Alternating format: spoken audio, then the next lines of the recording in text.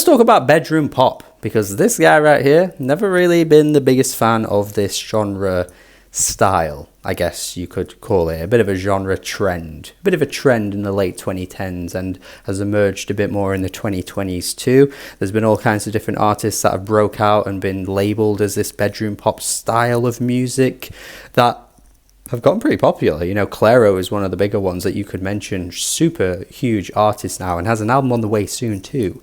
Very much a trailblazer for this style. And other singer-songwriters that are considered like sad singer-songwriters get lumped in with the sad artists, but actually could probably cross over a little bit into the bedroom pop sound sometimes.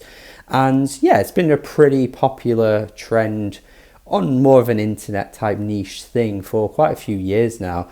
But I've never actually really been the biggest fan of it. Like, a lot of the artists that do break out into this style don't really do a great deal for me. I'm not against like lo-fi sounding music, but just personally, a lot of the artists in this style, yeah, just haven't really done it for me. I think one of the few that I think have stood out to me over the past few years that I really do love is Dora Jar, but even she has a bit more to her game, and I think has kind of broken out of that kind of label a little bit. And a lot of her songs have huge amounts of diversity to them as well. But against all odds, this new Marías album has really took me by surprise, and I have been playing this quite a lot, and I'm really enjoying this. This is a really nice, sweet listen. Super simple on the ears, doesn't really go for anything massive or shoot for anything you haven't quite heard before, but I think there's a lot to like about this album. I think the vocals are super delicate in places. I think the instrumentation at times offers a really nice, grand, diverse sound palette that really brings a lot of the tracks to life, and from track to track you're getting quite a bit of variety too. I gotta say, wasn't something I was expecting to absolutely be head over heels for, but it kind of has become that album for me. I feel like the opening track is a little bit of a skip, I guess you could say. I don't really like using those terms, which a lot of people tend to do when they talk about albums and stuff. But for me personally, I think the exciting moments do come past this one. Just wasn't really too keen on this track particularly. But once you get, you know, to the meat of the album, Echo, what a track this is! What a track this is! This like warped synth sound that sounds like it's closing in on you, and then kind of like kind of jumping backwards and then coming before you, and then coming backwards and coming for you. It's a really weird sound, but it sounds really cool, and I really like it. It just kind of feels like a unique sound choice to make for a song, but I think it's great. You've got Blur, which I wanted to mention too, which has this like weird wobbly bass groove, like almost like something you'd expect on a neo soul track, something maybe you'd expect Thundercat to be dropping on his bass lines. Like, this is a really odd combination of sounds with the vocals, but it really does sound like something maybe you'd expect on like an Erykah Badu album, which is a comparison I never really would have expected to make. But it really does sound that cool. And then this really like exquisite, extreme wall of sound comes at like 2 minutes 20-ish.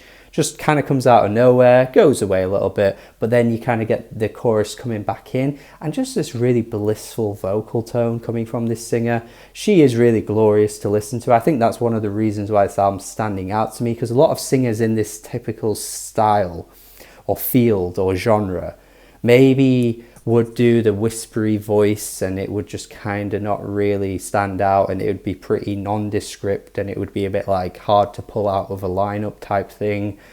And at times she does do the whispery voice, that is definitely true for sure, but I think more often than not she just lets her voice just kind of like nicely like tickle the tracks in such a lovely way. She's very warming, and it's a very cozy sounding voice that I just really like a lot. Some of the guitar tones as well on tracks like Paranoia are just so swell, like honestly so swell. And then you've got Love You Anyway, which feels like it's pulling straight from the Beach House playbook with that kind of like reverby sort of extreme like washed out sound. It's really pretty. And isn't exactly like something, you know, you'd get on a Beach House album. I know they'd probably take it even further, but there are just parts in the track that really make me feel like I'm kind of getting, you know, sunken into the instrumentation in a similar way I would if I was listening to Beach House. It's that feeling I get from listening to both artists here that's reminding me of Beach House, I guess, more than anything. Some Spanish comes out too. I mean, really unexpected at times. But Puedo, you got that cha-cha coming through, that really sexy Spanish rhythm on the guitar. Oh, it's so nice. It's so good.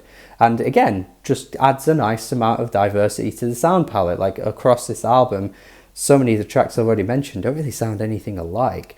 And then you've got like the lead single, which is the boppiest pop tune on the whole thing and one of the catchiest tracks of the year, Run Your Mouth. So unbelievably sweet and catchy, like, oh, such a good, catchy little tune, man. So good, so nice on the ears. Again, the guitar rhythms sound great, the vocals sound great. Just kind of goes to show that when they do kind of popify things, popify their sound, it makes for great moments. And I think no one noticed maybe the closest we get to just something that's just so earwormy on this album. Like Run Your Mouth is probably top for that, but no one noticed. I don't know, man, this track is really running it close. The subtle backing vocals on the chorus where it's like this whispery faint voice in the background, and it's so like, it's so faint, but yet it's so effective. It's ridiculous how like much it stands out, where she's like, I'd kinda like it if you'd call me, but it's in between each line. And then the coolest part of the track for me is that flips on the outro, so that becomes the prominent line, and then the actual line of the chorus becomes the like the backing vocals. Like it's so cool. Like it's a really rare thing to hear in music, like flipping the backing vocals with the main vocals and then getting the same like catchy results. It's so cool. Honestly, listen to a track and you'll know exactly what I mean. I love that little detail about it. But the refrain of the track is just so catchy as well. Oh, it's so good. Such a satisfying song. But then of course by the end of the album you get Sienna, which is kind of pulling things back again, minimizing things to the core elements of what this album has at its core really. But it's a super soft, pretty song as well. Yeah, for sure, in between some of these more standout moments, there are definitely some like softer, whispery moments that aren't quite as wowing on the ears, but they're still really nice. And again, I think it's just the vocals that work for me a lot of the time. Like, I think just the prettiness of the voice does a lot to kind of lure me in, I will say that. And I would fully get if somebody just heard this album and completely just like, you know, threw it aside. I mean, that would be pretty harsh. Like, that would be pretty harsh. But I'd get it if somebody thought, I've heard this kind of thing before, it's not really doing it for me. And maybe this is just going to be one of those albums that I just find myself attaching to more than everybody else will. Because like I say, I fully understand if you were to hear it and think, well, what's it doing new?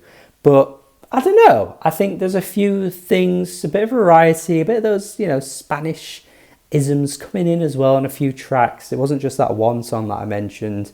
A lot of the catchy tracks as well, like the poppy tracks, are really, really fun. Like, you know, Run Your Mouth. And yeah, just some little details here and there that I'm really liking. And it's just an album that's sticking with me.